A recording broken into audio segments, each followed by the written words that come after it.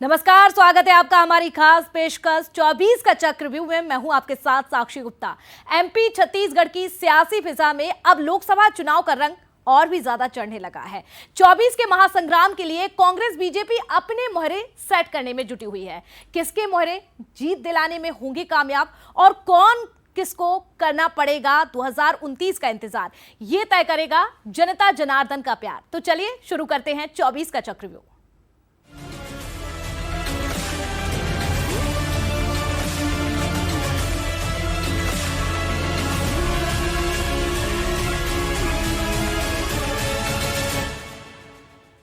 चलिए 24 का चक्रव्यूह में सबसे पहले बात करते हैं कांग्रेस की। कांग्रेस ने एमपी में चुनावी जंग का ऐलान कर दिया है। कांग्रेस प्रत्याशियों की दूसरी सूची में एमपी से 10 सूरमा मैदान में उतार दिए गए हैं। कांग्रेस 3 विधायकों को मैदान में उतारकर लड़ाई को कांग्रेस ने और भी ज्यादा दिलचस्प बना दिया है।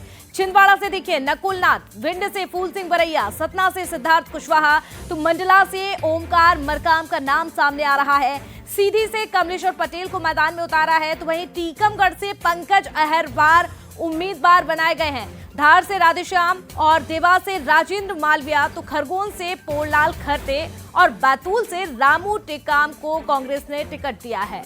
कांग्रेस ने 10 प्रत्याशियों का ऐलान कर दिया है और अब 19 सीटों पर इंतजार है।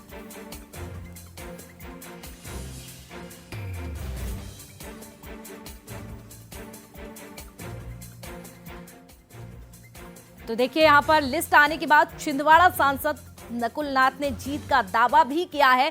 तो आखिरकार लिस्ट पहली आ चुकी है, 10 नाम भी सामने आ चुके हैं और लिस्ट आने के बाद छिंदवाड़ा सांसद नकुल नाथ ने जीत का दावा भी किया है। क्या कुछ कहा है, सुन लेते हैं।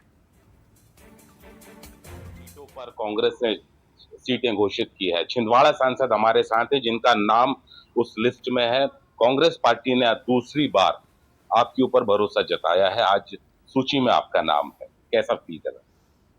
मैं कांग्रेस की लीडरशिप को सबसे पहले धन्यवाद करना चाहता हूँ कि उन्होंने मुझ पर दोबारा जिम्मेदारी सौंपी है और मैं इस जिम्मेदारी को, इस कर्तव्य को पूरी तरह अच्छी तरह निभाऊंगा और छिंदवाड़ा की जनता की सेवा का एक और अवसर मिला है, इसे मैं पूरे दिल से निभाऊंगा। तो चुनाव के पहले से ही चुनाव की तैयारी आपने शुरू कर दी है, क्या रोड मैप है आपका? देखिए, तैयारी तो विधानसभा चुनाव के प्रचार से ही शुरू हो गई थी। मैं जिले भर में मैंने कमान संभाला हुआ था, तो तब से तैयारी शुरू हो गई थी और अब सक्रिय रूप से तैयारी करेंगे। सेकंड लिस्ट आई है, 10 लोगों के मध्य प्रदेश में नाम है। आपने सूची टैली देखी होगी, कैसी सूची है? बहुत बढ़िया सूची है और ज़्यादातर यंग लोग हैं और मुझे पूरा विश्वास है कि कांग्रेस को सफलता मिलेगी इस चुनाव में। चुनाव को लेकर कितने आश्वस्त हैं? क्या प्लानिंग कर रखी है आगे कैंपेनिंग को लेकर? देखिए, प्लानिंग मैं आपको नहीं बताऊँगा, प्लानिंग गुप्त रखूँगा, लेकिन हाँ, मैं दौरे कर रहा हूँ। छिंदवाड़ा की जनता का मूड ऐसे लगता है कि वो दोबारा अपना प्यार और आशीर्वाद मुझे देंगे। ये थे छिंदवाड़ा सांसद नकुल नाथ, जो कि बेहद आश्वस्त नजर आ रहे हैं चुनाव को लेकर और अपनी जीत के प्रति बेहद आश्वस्त दिखाई दे रहे हैं। अमित द्विवेदी, बंसल न्यूज, छिंदवाड़ा।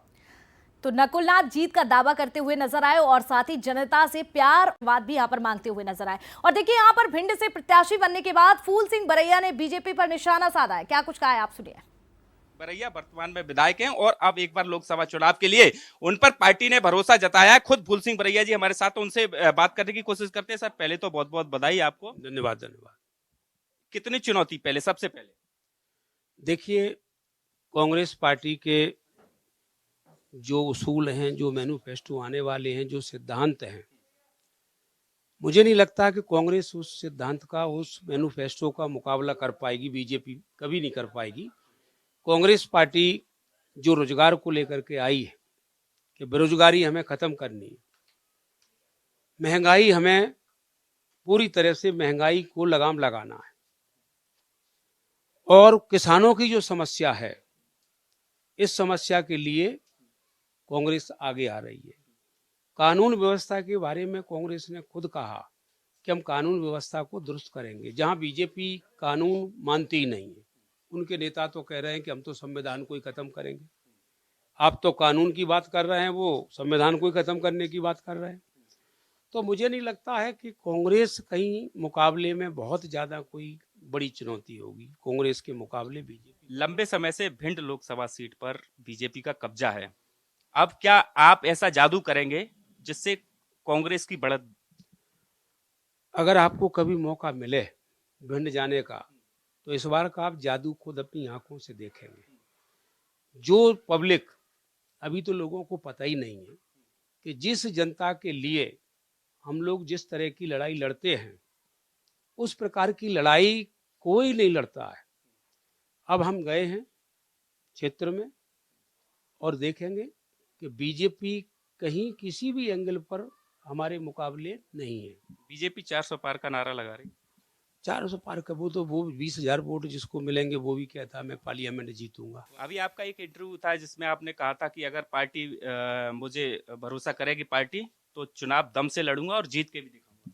हाँ, ये तो मैं अभी भी कह रहा हूँ। पार्टी भरोसा करेगी, आज पार्टी ने भरोसा कर लिया और मैं चुनाव जीतने वाला ही चुनाव लड़ूंगा। मैं हारने वाला चुनाव नहीं लड़ूंगा और मैं चुनाव जीत करके दिखा दूंगा। करण बारसी के साथ उमेश पारासर, बंसल न्यूज़, ग्वालियर। तो सुन रहे थे आप, फूल सिंह बरैया को आज ही लिस्ट में नाम सामने आ रहा है और जीत का दावा करते हुए भी नजर आए हैं। तो देखिए आगे बढ़ते हैं। 2019 का चुनाव 3 लाख वोटों के बड़े अंतर से हारने के बाद भी बैतूल से कांग्रेस प्रत्याशी रामू टेकाम इस बार जीत का दावा कर रहे हैं क्योंकि लिस्ट में उनका भी नाम सामने आया है। क्या कुछ कह रहे हैं, सुनिए आप। साथ में मौजूद हैं बैतूल से लोकसभा प्रत्याशी रामू टेकाम जी। रामू जी, पहले तो आपको बहुत बहुत बधाई देंगे कि आपको इस पे पुनः विश्वास किया पार्टी ने। अब चूंकि ये चुनाव कांग्रेस के लिए एक बहुत चुनौतीपूर्ण चुनाव माना जा रहा है, क्या रणनीतियां रहेंगी, आप किस तरह गुटबाजी से आप लड़ पाएंगे और क्या उद्देश्य लेकर इस चुनाव को मैदान में उतरेंगे? मैं सबसे पहले आपके चैनल को धन्यवाद देता हूं कि आप लोगों के माध्यम से मुझे ये जानकारी मिली कि मुझे कांग्रेस पार्टी ने पुनः प्रत्याशी बनाया, मुझ पर भरोसा दिलाया है।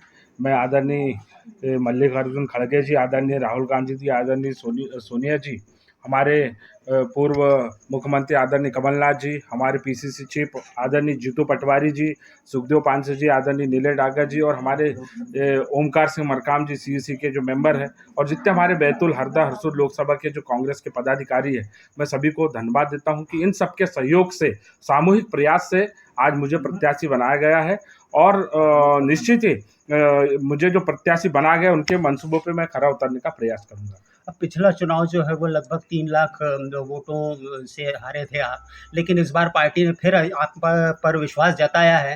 तो मौजूदा हालात जो कांग्रेस के हैं उस कंडीशन में आप कैसे अपने मुद्दों को जनता के सामने रखेंगे और क्या गारंटी रहेगी चुनाव जीतने की? निश्चित ही, क्योंकि कांग्रेस एकजुट है, एक साथ है और बैतूल जिले में हम अच्छा परिणाम देंगे, क्योंकि हम मुद्दों को लेकर, जनता के मुद्दों को लेकर के हम जमीनी स्तर पे नीचे तक जाएंगे, लोगों को बताएंगे। क्योंकि इन्होंने अभी जो विधानसभा चुनाव में आपने देखा होगा, इन्होंने किसानों से वादा किया था कि 2700 रुपये गेहूँ खरीदेंगे, नहीं हो रहा है। इन्होंने कहा था 450 रुपये में गैस सिलेंडर देंगे, लोगों को नहीं मिल रहा है। इन्होंने कहा था लाडली बहनों को 3000 देंगे, नहीं मिल रहा है। इन्होंने एमएसपी की बात की, किसानों के लिए ये दिल्ली में किले गड़वाते हैं, उन पे गोलियां चढ़वाते हैं, कितने किसान शहीद हो गए।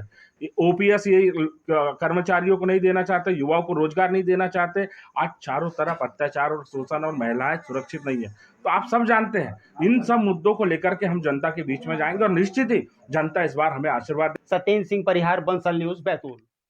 तो बैतूल से कांग्रेस ने रामू टेकाम को उतारा है और उन्होंने अपने मुद्दे भी तैयार कर लिए हैं कि आखिर कौन से मुद्दों को लेकर जनता के बीच में जाए। सतना की, जहां पर सतना से सांसद गणेश सिंह को विधानसभा चुनाव हारने वाले विधायक सिद्धार्थ कुशवाहा का मुकाबला लोकसभा चुनाव में फिर गणेश सिंह से होने वाला है। तो टिकट मिलने पर उन्होंने हाईकमान का आभार भी जताया है। क्या कुछ कहा है टिकट मिलने के बाद, सुनिए आप। सबसे पहले तो धन्यवाद करना चाहता हूँ अपने शीर्ष नेतृत्व का, आदरणीय खड़गे जी का, आदरणीय राहुल गांधी जी का, आदरणीय जीतू पटवारी साहब का, आदरणीय कमलनाथ जी का। जितना मैं जानता हूँ अपने ज़िले के लोगों को, अपने सतना लोकसभा संसदीय क्षेत्र के आम आदमी को, तो मुझे ये विश्वास है कि उनका प्रेम और स्नेह मुझे जीत के रास्ते पर आगे बढ़ाएगा। तो कांग्रेस ने 10 प्रत्याशियों का ऐलान कर दिया है और 19 सीटों पर अब